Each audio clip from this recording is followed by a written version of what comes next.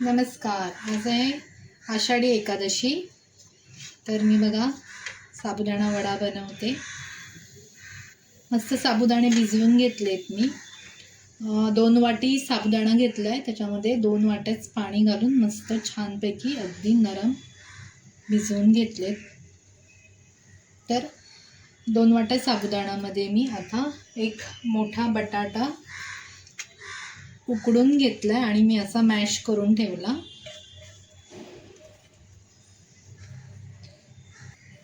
आता याच्यामध्ये मी 4 ते 5 मस्त हिरव्या मिरच्या कापून घेतल्यात, त्या घालते.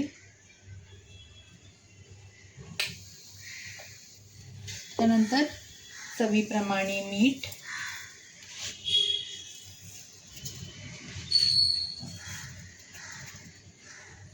त्यानंतर साखर घालते. मी छोटे 2 चमचे साखर घालते. साखर पण चवीप्रमाणे.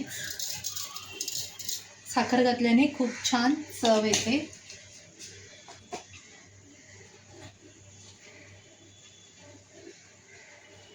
आता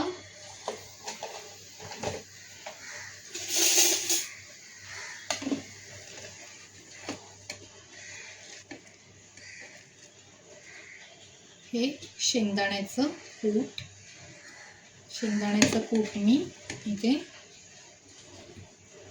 3 टेबलस्पून घालून घेते.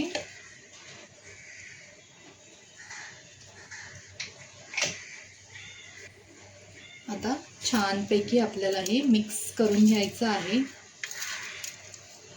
हातानेच मिक्स करते मी. आपले वडे खूप मस्त होतात. या पद्धतीने साधे आणि सिंपल आहेत.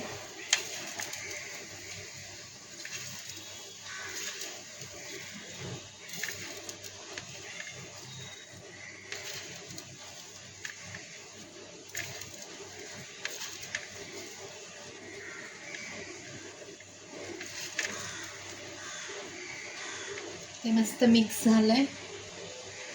2 चमचे मी जिरं घालते. जिरं घालायला विसरली होती. जिरं घालायचं. जिऱ्याने खूप छान टेस्ट येते.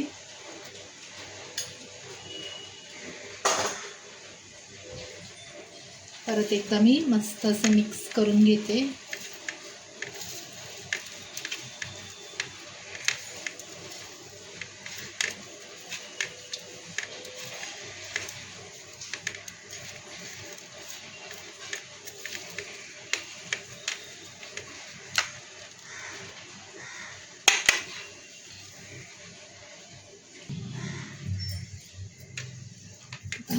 छोट्या साईजचे वडे बनवून घेते मी.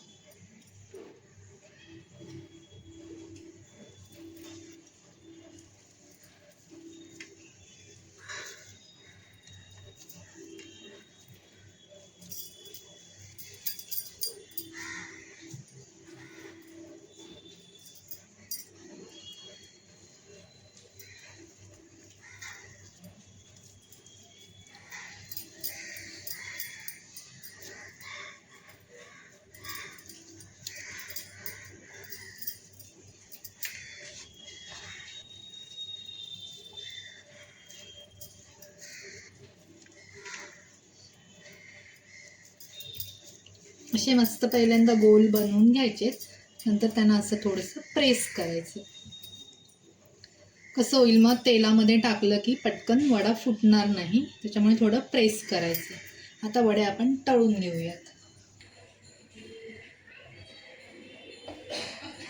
इथे मी तेल घातलंय. तेल छानपैकी गरम झालंय. मीडियम तेल गरम करायचं, जास्त पण गरम नाही करायचं. आता वडे ह्याच्यामध्ये मी सोडून घेते. अलगदपणे सोडायचा.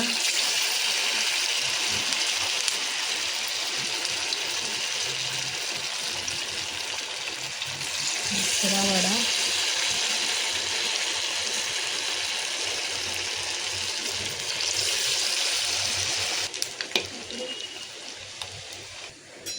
एका साईडने झाले, उलटून घेते. गॅस मीडियम आचेवर ठेवायचा, जेणेकरून आतपर्यंत वडे भाजले जातील. वडे तळायला सोडले तोपर्यंत मी खोबऱ्याची चटणी करून घेते. तर एक मिक्सरचं जार घेतलं, त्याच्यामध्ये एक खोबरं घातलं आहे. नंतर हिरव्या मिरच्या तिखटवाल्या 4-5 घेतल्यात. थोडंसं आलं घेतलं, आल्याचे तुकडे. पाव चमचा ब्लॅक सॉल्ट आहे, काळं मीठ.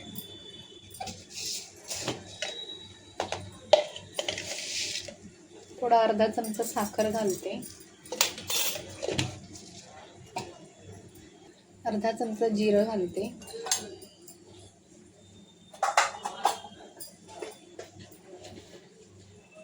थोडंसं चवीपुरतं साधं मीठ. थोडंसं पाणी घालते. आता मिक्सरमध्ये बारीक वाटून घेते. वडे बघा मस्त क्रिस्पी झाले आहेत, मस्त तळले गेलेले आहेत. आता मी काढून घेते.